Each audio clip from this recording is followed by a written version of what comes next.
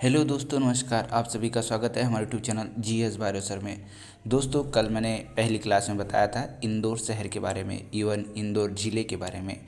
और आज दोस्तों मैं मध्य प्रदेश के भौगोलिक जो बनावट है उसके बारे में आपको कुछ चीज़ें बताऊंगा जो सबसे महत्वपूर्ण है। दोस्तों, ये सवाल जो है आपके मध्य प्रदेश पटवारी और मध्य प्रदेश से संबंधित जितनी भी एग्ज़ाम्स होगी उन सारे के सारे एग्ज़ामों में मध्य प्रदेश के सवाल जो दोस्तों सबसे ज़्यादा पूछे जाते हैं।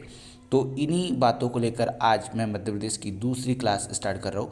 अगर दोस्तों ये क्लास आपको अच्छी लगे तो प्लीज़ मुझे आप कमेंट में बताइएगा और इसे लाइक और सब्सक्राइब ज़रूर कर दीजिएगा अगर आप मेरे चैनल पर पहली बार विजिट कर रहे हैं तो।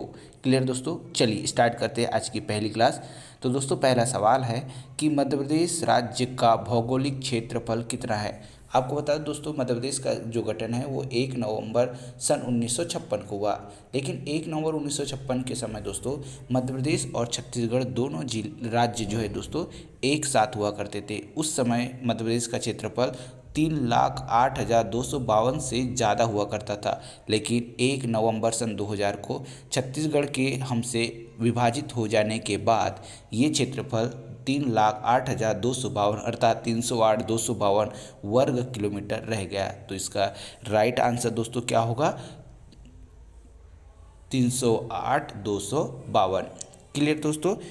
अगला सवाल है दोस्तों, मध्य प्रदेश के किस राज्य को यानी किस राज्य को भारत का हृदय प्रदेश कहा जाता है। आपको सिंपल सा बात बता दोस्तों कि हृदय प्रदेश किसे कहा जाता है। और हृदय प्रदेश कहा जाता है दोस्तों, मध्य प्रदेश जो है अगर भारत के नक्शे में अगर देखा जाए तो ये मध्य प्रदेश जो है दोस्तों ये बीच में स्थित है। यानी ये जिस तरह से मध्य प्रदेश शरीर के बीच में जो हृदय होता है उसी तरीके से पूरे भारत के मानचित्र में अगर देखोगे तो मध्य प्रदेश की अवस्थिति जो है दोस्तों वो मध्य में है। तो मध्य में होने की वजह से इसे मध्य प्रदेश तो कहा जाता है, लेकिन उतना ही सुंदर हृदय होता है, इसीलिए इसको हृदय प्रदेश भी कहा जाता है। और हृदय प्रदेश दोस्तों इसे कहा था मध्य प्रदेश भारत के पहले प्रधानमंत्री पंडित जवाहरलाल नेहरू ने। तो इसका राइट आंसर क्या आएगा दोस्तों? मध्य प्रदेश। क्लियर दोस्तों। चलिए अगला सवाल है, मध्य प्रदेश के पश्चिम में कौन सा राज्य पड़ता है। अगर देखा जाए दोस्तों तो मध्य प्रदेश को उत्तर प्रदेश, महाराष्ट्र, गुजरात, राजस्थान, छत्तीसगढ़ जैसे राज्य जो है दोस्तों इसको स्पर्श करते हैं यानी टच करते हैं। तो यहाँ पर सवाल ये पूछा गया है कि पश्चिम में कौन सा राज्य स्पर्श करता है मतलब टच करता है।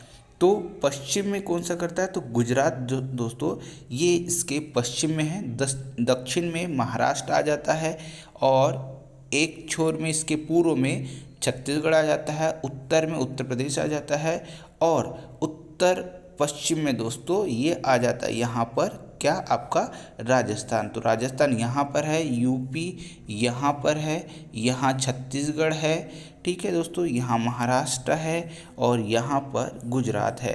तो 1, 2, 3, 4 और 5 ऐसे 5 राज्य दोस्तों मध्य प्रदेश को टच करते हैं, जिसमें पश्चिमी राज्य गुजरात है, दक्षिण में महाराष्ट्र है, पूर्व में गुजरात है, उत्तर में उत्तर प्रदेश है और राजस्थान दोस्तों ये उत्तर और पश्चिम के बीच में है। क्लियर दोस्तों। आपको ये सवाल का जो एनालिसिस है वो कैसा लगा प्लीज़ मुझे आप कमेंट में ज़रूर बताइएगा। चलिए आगे चलते हैं। अगला सवाल है, मध्य क्षेत्रफल के आधार पर भारत में मध्य प्रदेश राज्य कौन से स्थान पर है। अगर बात करें दोस्तों क्षेत्रफल के मामले में तो हम 9.38% के साथ दूसरा सबसे बड़ा राज्य है मध्य प्रदेश। यानी अगर इसके क्षेत्रफल पर बात करें इसकी रैंक पर तो दूसरा सबसे बड़ा राज्य है। लेकिन सवाल अब ये पूछा जाता है कि पहले स्थान पर क्या है। तो पहले स्थान पर दोस्तों यहाँ राजस्थान है। कौन सा है दोस्तों? राजस्थान है। क्लियर। चलिए अगला सवाल है, इनमें से कौन सा राज्य मध्य प्रदेश का सीमावर्ती राज्य नहीं है। दोस्तों ये क्वेश्चन बहुत ही प्यारा क्वेश्चन है और ये क्वेश्चन मैंने इसीलिए जानबूझ के ऐसा रखा है। देखो ये सवाल पूछना था कि सीमावर्ती राज्य है लेकिन मैंने यहाँ पर जानबूझ के रखा है नहीं है, अर्थात यहाँ पर आपको कॉमन सेंस लगाना है कि पूछ क्या रहा है और अपन क्या बताने वाले। क्लियर। तो आपको बता दूं कि आंध्र प्रदेश टच नहीं होता, ना बिहार टच होता है, ना पश्चिम बंगाल टच होता है। मतलब टच क्या होता है दोस्तों? छत्तीसगढ़। तो आंसर जैसे क्वेश्चन पूछा वैसे तो आंसर नहीं है, लेकिन मोस्टली व्यापम या मध्य प्रदेश के परीक्षाओं में ऐसा एक क्वेश्चन जरूर पूछा जाता है, इसलिए मैंने इस क्वेश्चन को यहाँ पर समाहित करने की कोशिश की। क्लियर। तो सीमावर्ती राज्य कौन सा दोस्तों? छत्तीसगढ़, जो पूर्व में है। क्लियर। चलिए अगला, ये हमसे अलग हुआ था 1 नवंबर सन 2000 को। क्लियर। और छत्तीसगढ़ की राजधानी क्या है दोस्तों? रायपुर। इसका हेड और हाई कोर्ट कहाँ पर है? बिलासपुर। क्लियर। चलिए अगला सवाल है, मध्य प्रदेश के दक्षिण में निम्नलिखित में से कौन सा राज्य है? आपको भी मैंने बताया था दोस्तों कि इसके दक्षिण में क्या है, तो दक्षिण में जो है क्या है? महाराष्ट्र है। क्या है दोस्तों? महाराष्ट्र। और गुजरात क्या है? पश्चिम में। छत्तीसगढ़ पूर्व में, महाराष्ट्र दक्षिण में, राजस्थान कहाँ है दोस्तों? उत्तर पश्चिम में, यहाँ राजस्थान है। क्लियर। चलिए अगला सवाल, निम्नलिखित में से मध्य प्रदेश के किस जिले की सीमा उत्तर प्रदेश को स्पर्श नहीं करती? अगर देखा जाए दोस्तों, आप मध्य प्रदेश के अगर नक्शे में अगर एक नज़र डालोगे तो आपको समझ आएगा कि यहाँ जो शिवपुरी है दोस्तों, ये शिवपुरी और शेवपुर, तो जो शिवपुरी जो जिला है दोस्तों, ये इसका राइट आंसर जो होगा उत्तर प्रदेश की सीमा को स्पर्श नहीं करता, तो क्या है दोस्तों? शिवपुरी। क्लियर। चलिए अगला सवाल है, मध्य प्रदेश में सबसे बड़ा भूभाग किस क्षेत्र में आता है? सबसे बड़ा भूभाग अगर देखा जाए दोस्तों, सतपुड़ा क्षेत्र, मालवा का पठार, नर्मदा घाटी क्षेत्र या बघेलखंड। तो मालवा का जो पठार है दोस्तों, ये सबसे बड़ा क्षेत्रफल वाला एरिया माना जाता है। यहाँ काली मिट्टी है, ठीक है, और यहाँ गेहूँ की फसल सबसे ज़्यादा होती है, इसीलिए इसको गेहूँ की डालिया वाला प्रदेश भी कहा जाता है। मध्य प्रदेश का सबसे ज़्यादा औद्योगिकरण है वो मालवा क्षेत्र में हुआ है, ठीक है। तो ये बहुत सारे ऐसे रीजन हैं जिस वजह से मालवा को मध्य प्रदेश का एक सुनहरा क्षेत्र भी कहा जाता है, ठीक है। खंडवा और खरगोन जो दोस्तों, ये मालवा क्षेत्र में ही आते हैं, जिन्हें प्रदेश के सुनहरे जिले भी कहा जाता है। अगला सवाल है दोस्तों, मध्य प्रदेश के किस भाग में सबसे ऊंची चोटी है? अगर आपको बता दूं कि सबसे ऊंची चोटी कहाँ है, तो इसका आंसर आप मुझे कमेंट में ज़रूर बता सकते हैं, मैं आपके कमेंट का इंतज़ार करूंगा। सबसे ऊंची चोटी कौन सी दोस्तों? तो धूपगढ़ की चोटी है, और ये कहाँ है दोस्तों?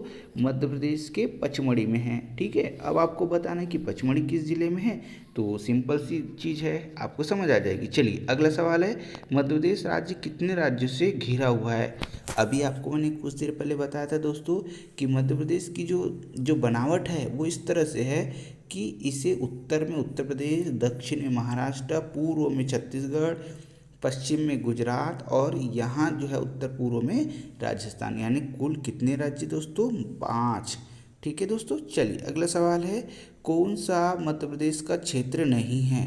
दोस्तों देखिए यहाँ पर अगर बड़ा अच्छा क्वेश्चन है कि कौन सा मध्य प्रदेश का क्षेत्र नहीं है? उत्तराखंड, बघेलखंड, बुंदेलखंड या मालवा।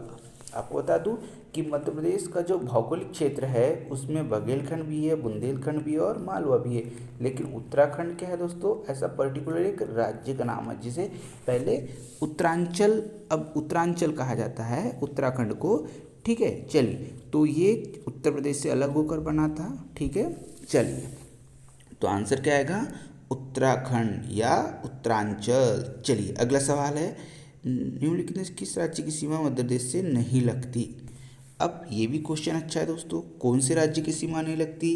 तो मैंने अभी बताया महाराष्ट्र दक्षिण में है, पंजाब, बिहार, ठीक है, गुजरात। तो यहाँ क्वेश्चन बड़ा अजीब है और क्वेश्चन का नेचर जैसे व्यापक में पूछा जाता है मैंने वैसे क्वेश्चन सेट किया है, तो ये डिस्प्यूट क्वेश्चन हुआ, लेकिन इसका आंसर क्या आएगा दोस्तों? नहीं लगती। तो अगर देखा जाए तो यहाँ पर तो बिहार की भी नहीं लगती और पंजाब की भी नहीं लगती, ठीक है। तो ये एक प्रकार से ऐसा क्वेश्चन होता है। तो मेरा कहने का मतलब यही है इस क्लास के माध्यम से कि क्वेश्चन को आप बहुत ही बारीकी से पढ़िए और आंसर को बहुत ही सावधानी से दीजिए। क्लियर। चलिए ठीक, अगला सवाल है, नर्मदा घाटी किन पर्वत श्रृंखलाओं के बीच स्थित है? ये भी बहुत अच्छा क्वेश्चन है दोस्तों। तो अगर आपको बता दूं कि सतपुड़ा और विंध्याचल, तो विंध्याचल एरिया वाला जो एरिया है, यहाँ से तो नर्मदा निकलती है, तो नर्मदा घाटी कहाँ है, तो नर्मदा जो है दोस्तों ये कहाँ है, सतपुड़ा और विंध्याचल क्षेत्र के बीच में स्थित है। क्लियर, नर्मदा घाटी क्षेत्र। ठीक, चलिए अगला सवाल है, नर्मदा जो घाटी का उदाहरण है, तो ये क्या है दोस्तों, एक भ्रंश घाटी का क्षेत्र है। क्लियर, चलिए अगला सवाल मैं आपको और एक अंतिम सवाल ले चलता हूँ, और ये सवाल है दोस्तों, निम्नलिखित में से किस प्राचीन साहित्य में मध्यप्रदेश को इंगित करते हुए परिभाषा दी गई है। तो इसका जो आंसर है दोस्तों, आप मुझे अपने कमेंट में ज़रूर बताइएगा, और अगर आप मुझे कमेंट में ज़रूर बताओगे तो मैं आपको ये क्लास आगे भी कंटिन्यू करूँगा। ठीक है, आपको ये क्लास कैसी लगी प्लीज़ मुझे कमेंट में ज़रूर बताइए। तब तक के लिए दोस्तों नमस्कार, जय हिंद, जय भारत।